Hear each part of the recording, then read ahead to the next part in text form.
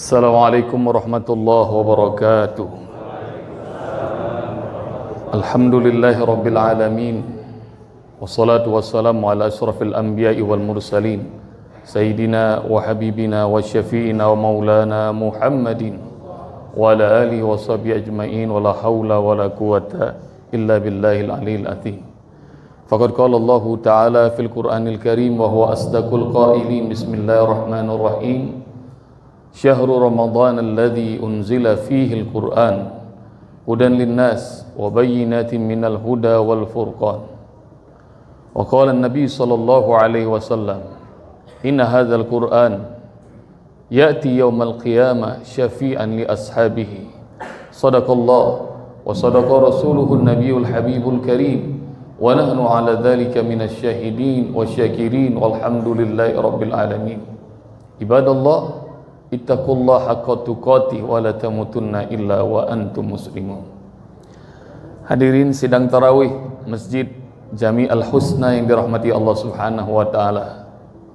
Salah satu amalan spesial Ramadan adalah perbanyak tilawah Al-Qur'an. Yang bisa hatamkan Al-Qur'an sekali, alhamdulillah. Yang bisa 2 kali, 3 kali, lebih banyak dari itu lebih baik lagi. Apalagi kalau dipelajari bersama dengan artinya, maknanya, mendadaburinya, memahami tafsirnya. Apalagi kalau sempat untuk menghafalkannya. Dan lebih dahsyat lagi, kalau Anda mampu mengajarkan Al-Quran untuk orang lain. Ingin tahu siapa manusia yang terbaik? Menurut Rasulullah SAW menyampaikan, khairukum man ta'allama al-Quran wa 'allamah. Sebaik-baik kalian adalah orang yang selalu mempelajari Al-Quran dan mengajarkannya kepada orang lain. Kenapa menjadi amalan hebat bulan Ramadan tilawah Al-Quran?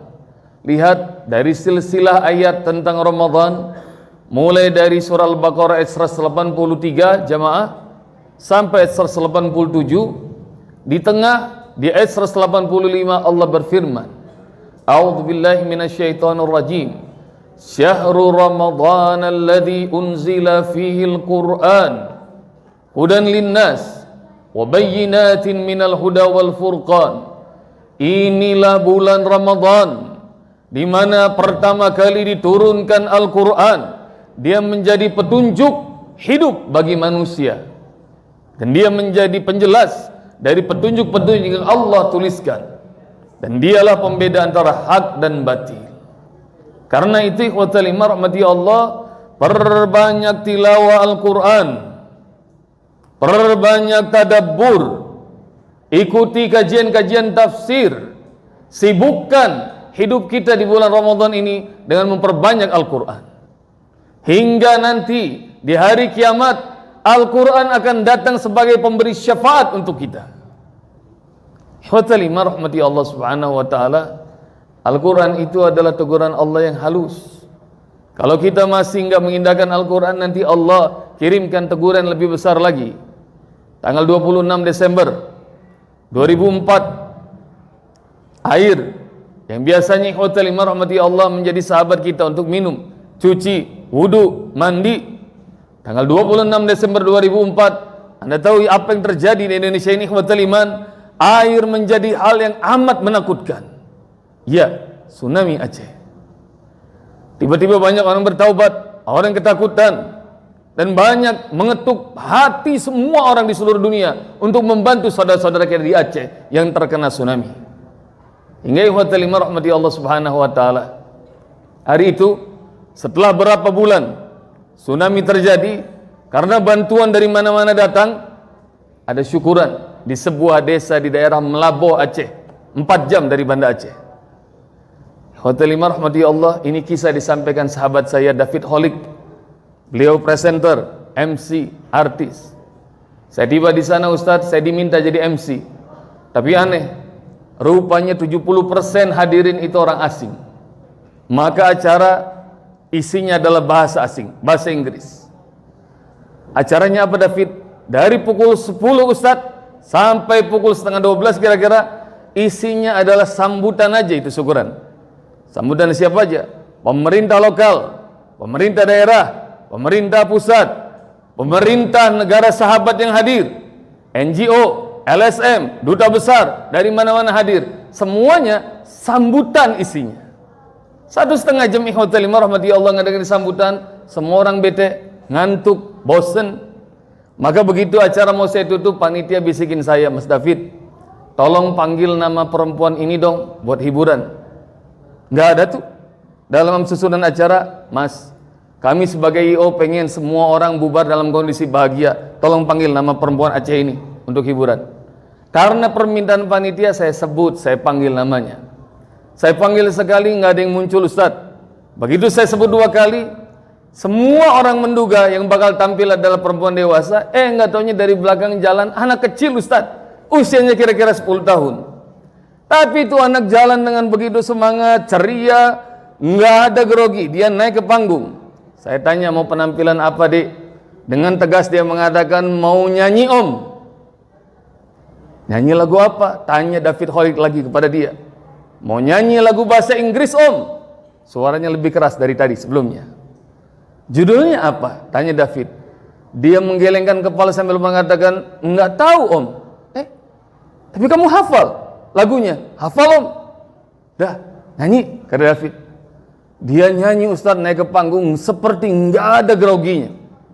Dia nyanyi lagu anak-anak tentang lautan tahun 80-an, bahasa Inggrisnya fasih Ustadz. Lagunya apa Fit? Ustadz pasti tahu, cuma 3 kalimat. Dia nyanyi dengan lantang. My Bonnie is over the ocean, my Bonnie is over the sea, oh bring back my Bonnie to me. 3 kalimat lagu itu diulang-ulang sampai belasan kali Ustadz. Seperti dia nyampaikan kepada kami, aku anak Aceh udah gak sedih, kami bahagia, kami sudah happy. Dan Masya Allah, suasana jadi hidup. Semua orang ikut nyanyi sama dia, yang gak hafal tepuk tangan. Hingga akhirnya begitu dia tutup lagu itu, kami semua terpukau, kami berdiri standing ovation. Tepuk tangan panjang buat anak gadis kecil Aceh yang pinter lagu bahasa Inggris. Seorang bule naik ke atas panggung, pengen dialog sama anak Aceh yang pintar ini. Lalu bule itu bertanya 2 hal. My sweetie, what is your name? Sayang, siapa namamu? Itu anak Aceh yang tadi pintar bahasa Inggris Ustaz, jawabannya aneh. Dia geleng kepala sambil mengatakan, dia nggak tahu what is your name. Nggak cuma kami, si bule yang nanya ngejar lagi.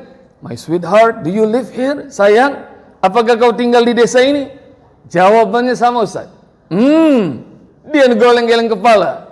Sontak saat itu kami semuanya terbahak-bahak. Kami semua menyimpulkan bahwa anak gadis itu rupanya hanya sekedar hafal. Even one single word, 1 kata pun, dia rupanya nggak ngerti apa yang dia ucap. Ikhwatalima rahmati Allah. Maka kami bubaran. Dan tatkala kami bubar acara itu, semua orang tertawa terbahak-bahak. Sebagian besar muslimin nyari masjid terdekat untuk sholat zuhur. Usai sholat zuhur, tatkala orang ada yang sedang zikir, doa, tiba-tiba suasana hening pecah. Dari arah belakang, kata David, saya dengar ada seorang yang nangis kenceng benar. Lalu semua orang menoleh ke belakang. Ikhwatalima rahmati Allah. Tatkala saya berdiri, saya dapati rupanya yang nangis kakek-kakek usia antara 60 sampai 70 tahun Ustaz. Terus lalu kemudian David deketin, dipeluk sama David, dirangkul, dielus-elus. Pak, sabar. Ini adalah ujian dari Allah. Kita orang yang beriman harus sabar kalau Allah uji. Sebagaimana kita harus bersyukur kalau Allah kasih nikmat. Hidup tuh gak melulu di atas, Pak. Kadang-kadang kita di bawah. Kalau sekarang kita merasa sedih, betapa banyak hari-hari Allah bahagiakan kita. Kunci hidup itu sabar, syukur, ridha, kata David. Si kakek kemudian ikhwatalima rahmati Allah menyeka air matanya, lalu kemudian dia mengatakan, insya Allah saya sabar nak, insya Allah saya ridha. Begitu dia jawab, Ustadz, David pengen tahu, Bapak nangis mungkin karena teringat anggota keluarga yang tewas ya? Tidak nak. Tidak ada anggota keluarga saya yang tewas disapu tsunami. Oh mungkin harta Bapak lenyap ya disapu tsunami? Tidak. Lalu kenapa Bapak menangis? Tanya David. Maka si kakek kemudian berkata sambil terisak-isak dia mengatakan, aku menangis karena Allah kirim peringatan untukku hari ini lebih hebat daripada tsunami yang terjadi beberapa saat lalu. Tsunami hanya terjadi beberapa saat nak, tapi telah meluluhlantakkan apa yang kami punya. Tapi perguruan Allah pagi ini tidak hanya kebahagiaan dunia saya yang lenyap, bahkan kebahagiaan akhirat pun akan turut lenyap. Sedemikian dahsyat, Pak. Iya. Kalau boleh tahu apa peringatan Allah hari ini buat Bapak? Si kakek kembali lagi terisak-isak sambil mengatakan, anak gadis tadi yang nyanyi lagu bahasa Inggris. David bingung, David mengejar. Itu teguran Allah buat Bapak. Iya.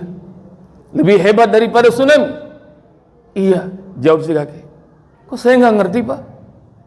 Wa ta'ala rahmati Allah.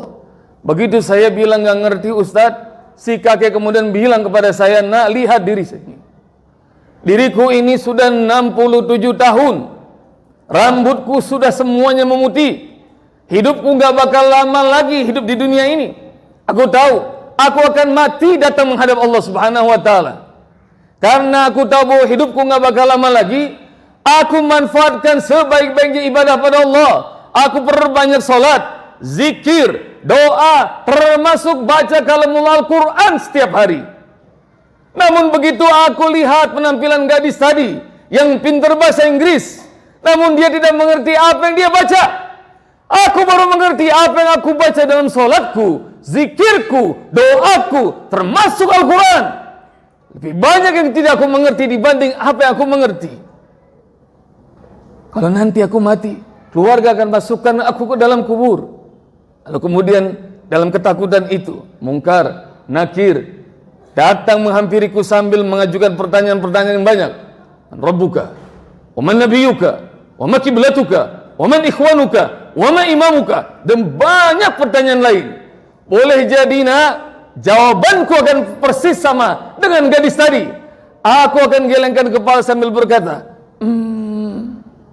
aku tidak mengerti, aku tidak mengerti.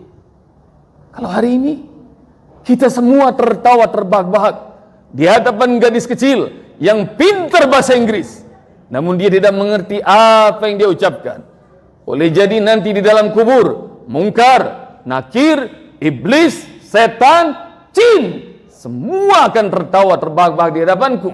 Mereka semua akan mengatakan, lihat, lihat anak manusia ini 60 tahun lebih jadi hamba Allah, namun dia tidak mengerti apa yang Allah inginkan dari hidupnya.